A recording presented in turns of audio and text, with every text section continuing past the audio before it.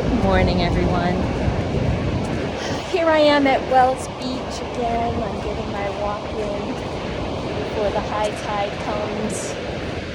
It's working its way. It's an overcast, kind of chilly morning. It's going to be like this the next couple days.